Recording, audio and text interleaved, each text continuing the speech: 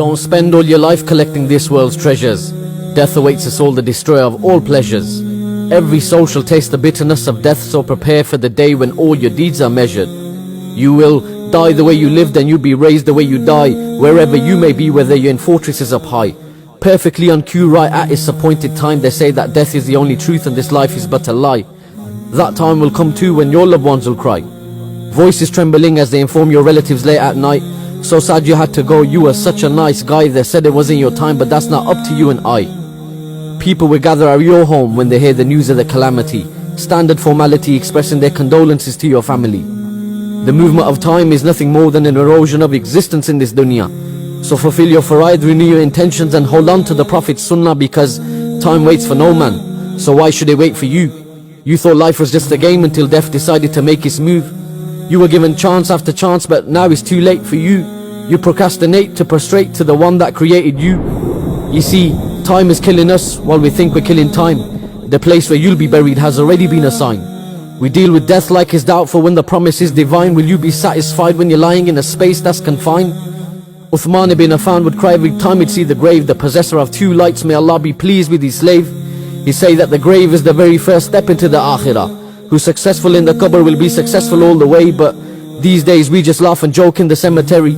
Some don't even visit, believing this unnecessary. Brother, don't forget that even your life is temporary. Don't live your life like death is not in your vocabulary. Others use the term death defying, but nobody's ever defied death.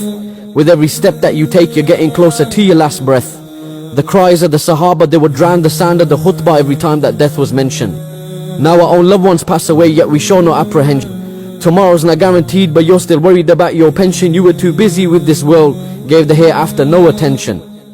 Don't build a life in this dunya by destroying your akhirah. Read and take heed from Surah Al-Waqi'ah. This life's a test, you can't retake or restart it. The cloth which will make your shroud may have already hit the market. O son of Adam, you're only a number of days, and whenever a day passes, part of you passes away. You're a traveler in this world, brother, you're not here to stay. So prepare for the day when your own limbs will have their say.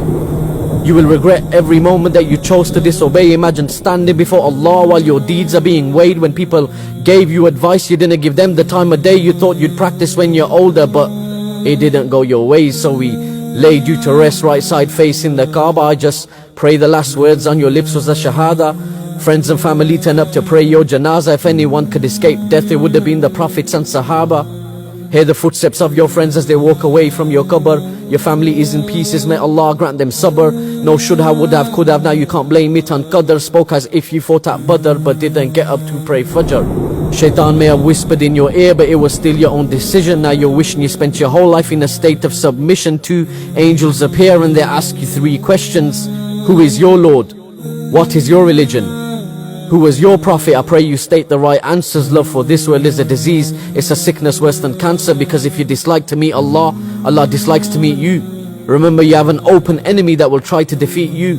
Shaitan won't leave you alone. He'll try and misguide you to the end. So if you're losing the battle to him now, then tell me, what will you do then? Once the angel of death takes your soul, it will be too late to repent. His advice to myself, first and foremost, we all need to make amends. Don't want your soul to leave your body like a thorn branch ripping through wet wool. The world is small, our desires are large. The dirt will ensure we're finally full.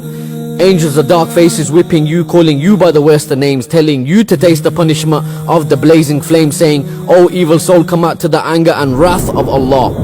So while you're alive, make sure everything you do is fi sabilillah.